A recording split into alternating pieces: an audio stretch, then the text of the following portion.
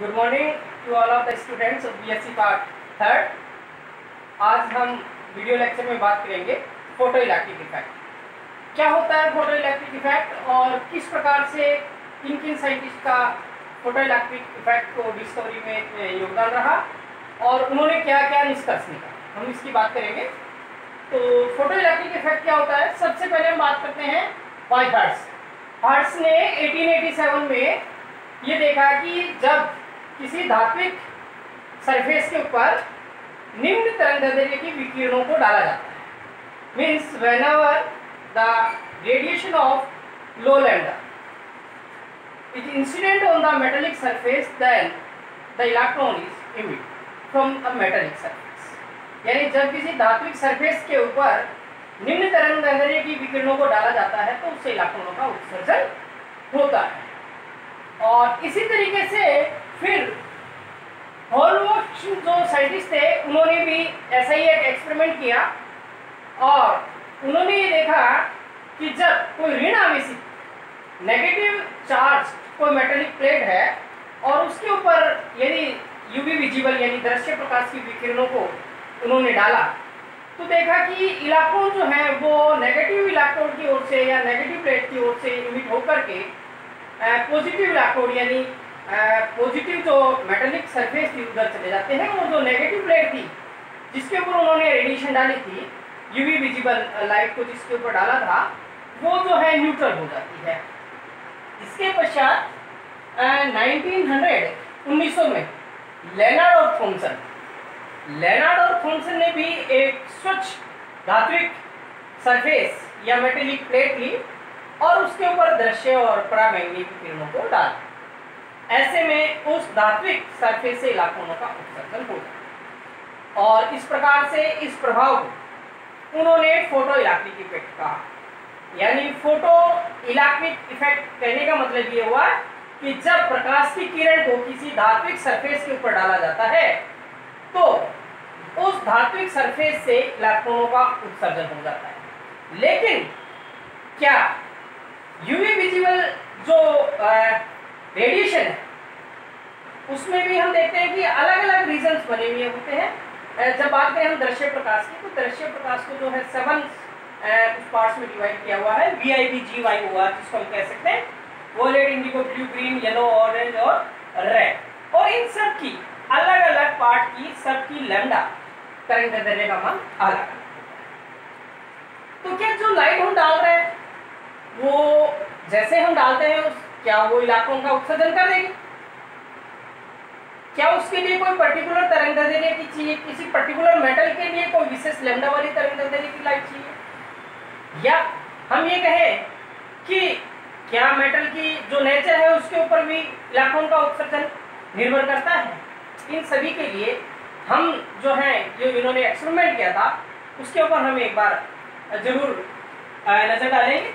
एक बार फिर हम देख लेते हैं कि किस तरीके से इलेक्ट्रॉनों का उत्सर्जन हो रहा है। इन्होंने जो एक्सपेरिमेंट किया था कि यहाँ पर हम देख सकते हैं कि ये एक मेटेलिक सरफेस है। इस मेटेलिक सरफेस के ऊपर हम ये मान के चल रहे हैं कि ये जो डॉट बिंदु है ये हमारा कोई इलेक्ट्रॉन और हमने इसके ऊपर यूवी विजिबल लाइट यानी फोटोन ऑफ इंसिडेंट लाइट जिसकी एनर्जी EHν है, ये लाइट जब हम इसके ऊपर डालते हैं तो जैसे ही ये मेटेलिक सरफेस से ये रेडिएशन टक्कर करती है तो यहाँ से इलेक्ट्रॉन का तुरंत उत्सर्जन होता है और ये इलेक्ट्रॉन इमिट हो जाता है जिसकी ऊर्जा काइनेटिक एनर्जी जिसको कह रहे हैं 1/2 m² होता है।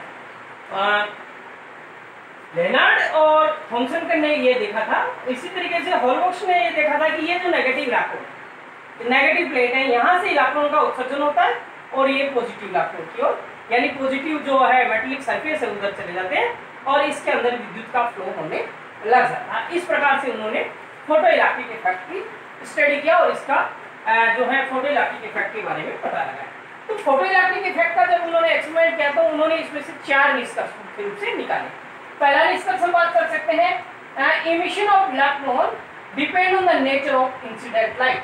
जहां हम अभी बात कर रहे थे कि क्या सारी लाइट जो हम डालेंगे वो सारी ही रेडिएशन जो है क्या उस मेटेलिक सरफेस इलेक्ट्रॉन का उत्सर्जन करेगी या फिर उसके लिए कोई पर्टिकुलर तरंगदैर्घ्य की लाइट चाहिए, पर्टिकुलर लैम्डा की रेडिएशन चाहिए। जी हाँ, हम बात कर रहे हैं तो हम देख रहे हैं कि emission of electron depend on the nature of incident light, यानी जो आपतित प्रकाश है उसकी प्रकृति के ऊपर भी निर्भर करता है और नेचर ऑफ द मैटर। जो धातु है, धातु कौन सी है, जिंक प्लेट है, पोटेशियम प्लेट है, सोडियम प्लेट है, उस धातु का नेचर क्या है। क्या आयरन के ऊपर हम इंसिडेंट लाइट यूवी विजिबल डालें तो इलेक्ट्रॉन का उत्सर्जन हो जाएगा? नहीं होगा। तो कहने का मतलब ये हुआ कि आपतित प्रकाश की तीव्रता जो है, इंसिडेंट लाइट जो है, उसकी नेचर और उस धातु की प्रकृति के ऊपर इलेक्ट्रॉन का उत्सर्जन होना या नहीं होना निर्भर करता है, number 1। Number 2, quick emission of electron, यानी जैसे ही इंसिडेंट लाइट मेटेलिक सरफेस से टक्कर करती है इलेक्ट्रॉनों का तुरंत उत्सर्जन हो जाता है। कहने का मतलब ये हुआ कि जो मेटेलिक सरफेस है वो लाइट का एब्जॉर्बेंस तो करती है लेकिन तुरंत ही इलेक्ट्रॉन का उत्सर्जन हो जाता है। वो मेटेलिक सरफेस जो है उस एनर्जी को स्टोर नहीं कर पाती, नहीं करती। नंबर 3 हम बात करें, number of emitted electron is proportional to intensity of the incident light, यानी अब बात करें हम कि कितने इलेक्ट्रॉन उत्सर्जित होंगे, कितनी हमने रेडिएशन डाली, क्या 10 इलेक्ट्रॉन उत्सर्जित होंगे, क्या 5 इलेक्ट्रॉन उत्सर्जित होंगे, यानी नंबर ऑफ इलेक्ट्रॉन कितने उत्सर्जित होंगे किसी विशेष मेटल के ऊपर विशेष लैम्डा वाले रेडिएशन को जब हम डालते हैं।